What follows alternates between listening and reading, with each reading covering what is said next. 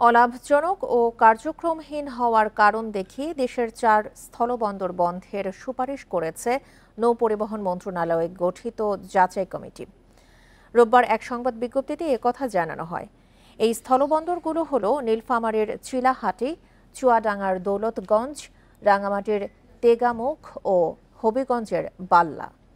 এর মধ্যে চিলাহাটি, দৌলতগঞ্জ ও তেগামুখে কোনো অবকাঠামো নেই বলে তা বন্ধের সুপারিশ করা হয়েছে।